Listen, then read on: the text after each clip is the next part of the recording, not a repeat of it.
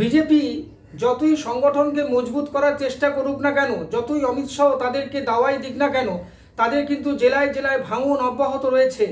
আজকে শুভেন্দু অধিকারী বা শ্রমিক ভট্টাচার্য কেউই কিন্তু ভাঙনকে রোধ করতে পারছেন না। তার প্রভাব কিন্তু স্থানীয় জায়গাতে পড়ে যাচ্ছে অত্যন্ত। কারণ কি? কারণ হচ্ছে বিজেপি যে সমস্ত গ্রাম পঞ্চায়েত দখল করেছিল সেগুলো একটার পর একটা তৃণমূল আজকে দখল করে নিচ্ছে। কিভাবে? এরকমই বিষ্ণুপুর যে সাংগঠনিক যে ওদের যে বিষয়টা, সেটা দেখা গেল ওদের ভেঙে একবারে তছনছ হয়ে যাচ্ছে। কারণ কি?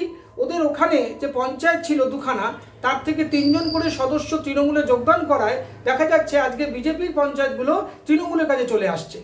আজকে 2026-এর নির্বাচন হতে যখন একেবারে বেশি বাকি নেই, প্রায় দোরগোড়ায় করানো হচ্ছে, এরকম একটা সময়তে তাদের এই যে গ্রাসরুট লেভেলে যে ভাঙন, এটা কিন্তু তাদের বেগ পেতে হবে। আজকে মমতা বন্দ্যোপাধ্যায়ের সঙ্গে লড়াই করতে গিয়ে, তৃণমূলের সঙ্গে লড়াই করতে গিয়ে তাদের সংগঠনকে মজবুত না করা খেসারত কিন্তু তাদের দিতে হবে আগামী দিনে। তার কারণ সংগঠন কোনো দুদিনের বস্তু নয় যে আপনি ভোট এলো, আপনি 6 মাস আগে সংগঠন করলেন তারপরে ভেঙে গেল। সংগঠন একটা লাইফ লং প্রসেস। আজকে তৃণমূল কি করছে? যেদিনকে জিতে যাচ্ছে তার পরদিন থেকে সংগঠন আবার শুরু করছে, আবার 5 বছর পরে একই, তাদের কোনোদিন রুটিন থেকে বিরাম নেই তাদের। কিন্তু বিজেপি মনে করছে যে 2026 সামনে আসছে, এবার বোধহয় আমাদেরকে একটু পড়াশোনা করতে হবে।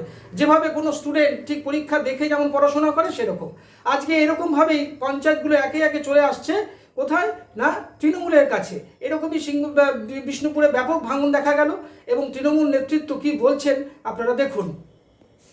নির্বাচনের আগে বিষ্ণুপুর সাংগঠনিক জেলার সোনামুখী বিধানসভায় বিজেপিতে ব্যাপক ভাঙন। সোনামুখী শহরের রথতলায় তৃণমূলের যোগদান মেলায় 3 বিজেপি গ্রাম পঞ্চায়েত সদস্য যোগদান করলেন তৃণমূলে। বিষ্ণুপুর সাংগঠনিক জেলা তৃণমূল কংগ্রেস সভাপতির হাত ধরে হয় এই যোগদান। সোনামুখী ব্লকের মানিক বাজার গ্রাম পঞ্চায়েতের মোট আসন সংখ্যা 9। বিগত পঞ্চায়েত নির্বাচনে 5টি আসনে জয়লাভ করে বিজেপি এবং 4টিতে জয় পায় তৃণমূল। স্বাভাবিকভাবেই একক সংখ্যাগরিষ্ঠ নিয়ে পঞ্চায়েতের বোর্ড গঠন করে বিজেপি। তবে এবার মানিক বাজার গ্রাম পঞ্চায়েতের 170 নম্বর বুথের বিজেপির সদস্য শ্যামলী লোহার তৃণমূল কংগ্রেসে যোগদান করেন। ফলে বর্তমানে বিজেপির সদস্য সংখ্যা কমে হয় 4 ও তৃণমূলের সদস্য সংখ্যা বেড়ে হয় 5। সেক্ষেত্রে কিছুদিনের মধ্যে এই গ্রাম পঞ্চায়েতে অনাস্থা ডেকে নিজেদের বোর্ড গঠন করতে পারবে তৃণমূল কংগ্রেস। অন্যদিকে তৃণমূলের যোগদান মেলায় পূর্ব নবাসন গ্রাম পঞ্চায়েতের 121 নম্বর বুথের বিজেপির সদস্যা জ্যোৎস্না চৌধুরী এবং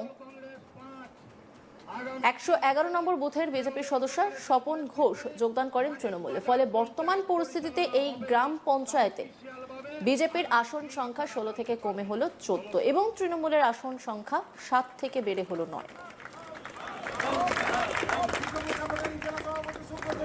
স্বপন ঘোষ বিজেপি থেকে তৃণমূলে তিনি যোগদান করেছেন, তিনি কি বলছেন শুনবো। আমি তো উন্নয়ন কাজ করতেই এলাকার, তো কাজ যুক্ত করতে পারছি না। 100 দিনের কাজ নেই, আবাসে টাকা নেই। এবারে জনগণ মানুষ, আমার বুথ এলাকার মানুষ ভোট দিয়ে যাতে কাজ করি, মানুষ সেবা করতে পারি, এবার সেই সেবা নানান জায়গায় বাধা প্রাপ্ত হচ্ছি। তার জন্যই আমি ওই দলে থাকার কোনো পরিকল্পনায় যে দিদির উন্নয়নের এতে এসে, মমতা ব্যানার্জির এতে এসে, তৃণমূল কংগ্রেসটা এসে যদি মানুষের সেবা বা কাজগুলো করে উঠতে পারি সেটাই দেখছি। কারণ এই বলেই তো আমাকে জিতাইছে, মানুষ ভোট দিয়েছে।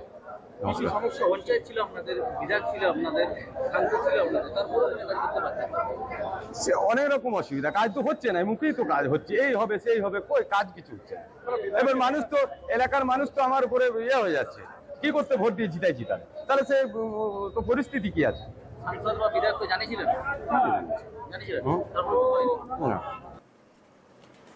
সভাপতি সুব্রত দত্ত স্থানীয় বিজেপি বিধায়ককে হুঁশিয়ারি দিয়ে বলেন, বিধায়ক 4.5 বছরে এলাকায় কোনো কাজ করেননি, এবার ডুগডুগি বাজাবো আর বাঁদরের নাচ নাচাবো, সময়ের অপেক্ষা করো। সুব্রত দত্ত তিনি কি বলছেন শুনবো। অনেক খেলা খেলেছো বাবা, এরপরে ডুগডুগিটা বাজাবো আর বাঁদরের নাচ নাচাবো, সময়ের অপেক্ষা তুমি করো। কাল বিকাল থেকে অনেক ঘুরেছো, আজকে কাউকে রাখতে পারোনি, আজকে আরো অনেকে জয়েন করতো, কিন্তু আমরা দেখলাম এদেরকে একটু কষ্ট দিতে হবে, একটু দগদাতে হবে, একটু নাভি শাস্তা আর হার্টবিটটা সমৃদ্ধ খাওয়া আর দিবাকর ঘোরামির তুলতে হবে। এটা হলো এই সপ্তাহে, পরের সপ্তাহে সোনামুখী আবার আসবো, আবার জয়েন করাবো, আবার বিজেপিকে ভাঙবো, আবার বিজেপিকে জানান দেবো, আবার দিবাকর ঘোরামিকে দরজায় দরজায় ঘোরা করাবো। 4.5 বছর ধরে এরা মানুষের দরজায় ঘুরেনি, আজ মানুষের দরজায় নয়, নিজের দল বাঁচাতে, নিজের ঘর বাঁচাতে, নিজের পঞ্চায়েত বাঁচাতে এরা নিজ স্বার্থে দৌড়াচ্ছে। আর মানুষগুলো কিন্তু দৌড়ে দৌড়ে আমাদের পাড়া আমাদের সমাধানে যাচ্ছে, এলাকার কাজের খতিয়ান তুলে ধরছে, তা লিপিবদ্ধ করছে। আমরা তা বদ্ধপরিকর। আমাদের নেত্রী মমতা বন্দ্যোপাধ্যায় 80,000 বুথে 10 লাখ করে টাকা পৌঁছে দিয়েছেন। যারা বলতো আত্মনির্ভর ভারত গড়ার কথা, আজ মমতা বন্দ্যোপাধ্যায় প্রমাণ করে দিয়েছে কেন্দ্রীয় সরকারের লাঞ্ছনা, কেন্দ্রীয় সরকারের বঞ্চনা, কেন্দ্রীয় সরকার টাকা বন্ধ করার পরেও স্বনির্ভর বাংলা গড়ার কারিগর হিসেবে মমতা বন্দ্যোপাধ্যায় এগিয়ে এসেছেন। তাই আমাদের পাড়া আমাদের সমাধান এই প্রকল্পের মাধ্যমে প্রত্যেকটা বুথে 10 লক্ষ করে টাকা পাঠিয়েছে।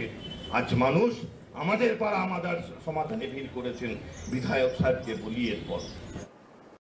আমাদের ভিডিও ভালো লাগলে লাইক ও শেয়ার করুন, কমেন্ট সেকশনে গিয়ে জানান আপনাদের মতামত। আরও ভিডিও পেতে চ্যানেলকে সাবস্ক্রাইব করুন। প্রতি মুহূর্তে খবরের আপডেট পেতে প্রেস করুন বেল আইকন।